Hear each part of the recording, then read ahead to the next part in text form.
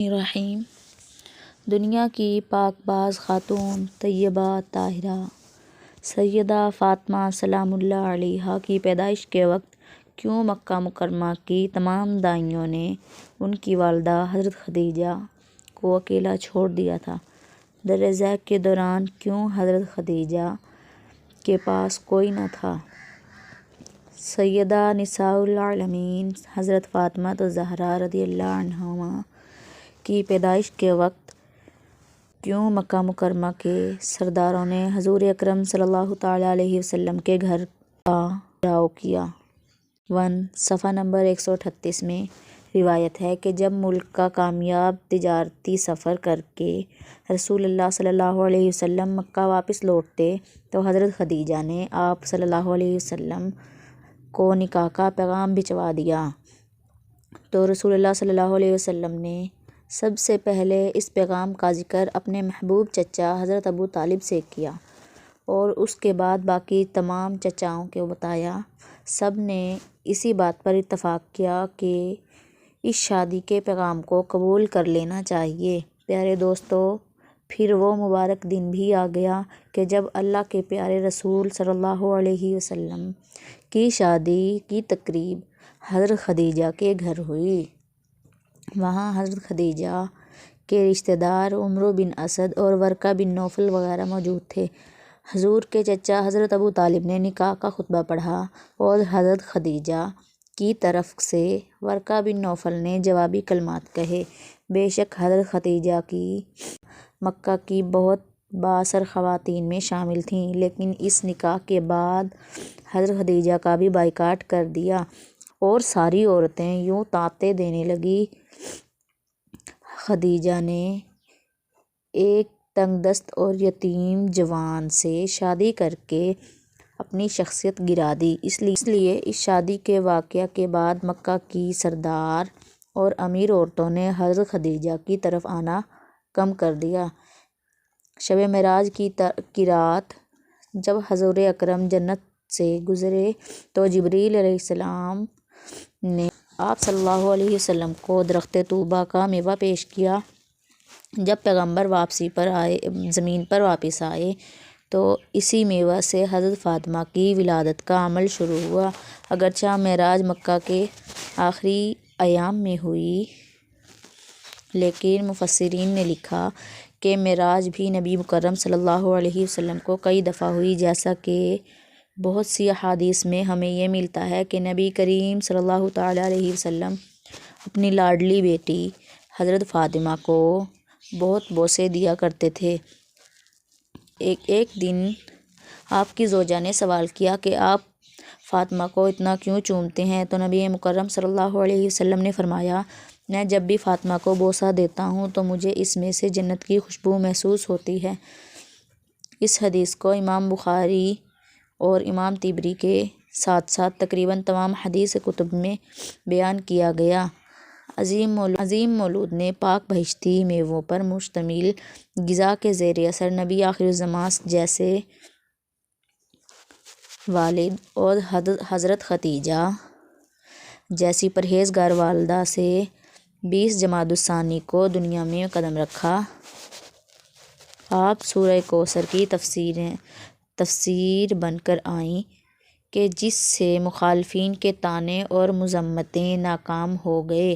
چنانچہ پیدائش کا واقعہ امام طبری نے ذخائر العقبہ میں کچھ اس طرح نقل کیا کہ جب نبی کریم صلی اللہ علیہ وسلم سے حضرت خدیجہ نے نکاح فرمایا تو مکہ کی تمام عورتیں آپ کے خلاف ہو گئیں، کسی بھی موقع پر آپ کا ساتھ نہ دیتیں۔ جب حضرت فاطمہ کی پیدائش کا وقت شروع ہوا اور وضع حمل کا وقت قریب آیا تو قریش کی خواتین کو پیغام بھیجا گیا کہ وہ اس تکلیف دہ عمل میں مدد کے لیے حضرت خدیجہ کے پاس تشریف لائیں۔ اب یہی وہ موقع تھا کہ مکہ کی عورتیں کہنے لگیں، تم نے ہماری بات نہیں مانی اور ایک غریب یتیم سے عقد کیا، اب اسی سے کہو کہ تمہارے لیے دائی کا بندوبست کرے، ہم تو ہرگز مدد کو نہیں آئیں گی۔ حضرت خدیجہ نے جب یہ سنا تو بہت غمگین ہو گئیں۔ مکہ میں فوراً خبر پھیل گئی تو مکہ کے مشرکوں نے حضور اکرم صلی اللہ علیہ وسلم کے گھر کا گھیراؤ کر لیا کہ آج کسی کو بھی حضرت خدیجہ کے پاس اندر نہیں جانے دیا جائے۔ خیر وضع حمل کا سخت وقت کا آغاز ہوا اور حضرت خدیجہ اکیلی ہیں، کوئی معاون نہ ہے۔ آپ کے دل کی دھڑکنیں تیز تر ہو گئیں اور لوگوں کی سرد مہری آپ کے لیے موجب تکلیف تھی۔ اچانک آپ کی روح کے افق میں ایک روشنی پیدا ہوئی۔ آنکھیں کھولیں تو 4 خواتین کو اپنے نزدیک پایا، بہت پریشان ہوئیں۔ ان میں سے ایک خاتون کہنے لگیں کہ پریشان نہ ہو، ہمیں آج آپ کی مدد کے لیے بھیجا گیا ہے۔ یہ خواتین حضرت فاطمہ کی ولادت تک حضرت خدیجہ کے ساتھ رہیں۔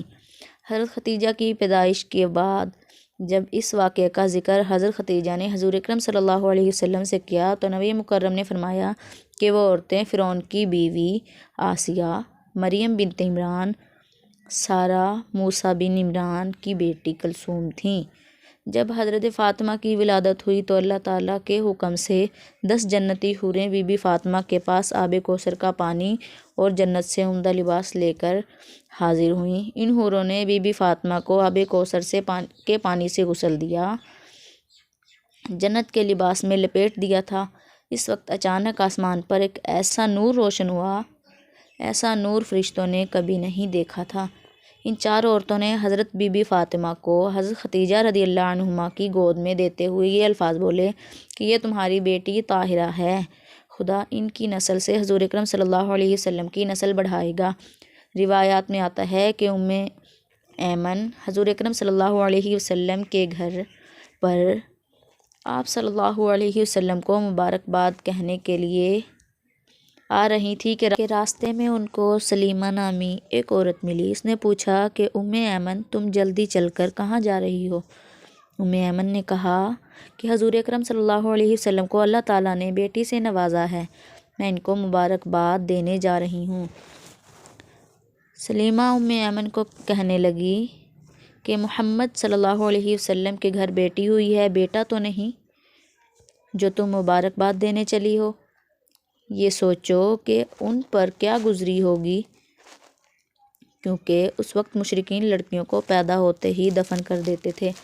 حضرت ایمن فرمانے لگی، سلیمہ یہ بیٹی اللہ کے رسول محمد صلی اللہ علیہ وسلم کے گھر پیدا ہوئی ہے، کسی کافر سردار کے گھر نہیں۔ مجھے یقین ہے کہ دین اسلام میں بیٹیوں سے وہ سلوک نہیں ہوگا ہمارے آباء و اجداد کرتے چلے آ رہے ہیں۔ جو ایمن کی باتیں سن کر سلیمہ کا چہرہ زرد پڑ گیا، کیونکہ سلیمہ کے گھر بھی 3 بیٹیوں کا جنم ہوا تھا، لیکن سلیمہ کے خاوند نے تینوں بیٹیوں کو ہی دفن کر دیا تھا۔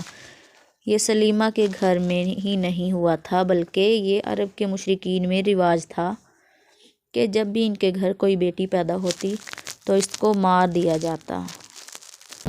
جاتا یا پھر زندہ زمین میں دفن کر دیا جاتا۔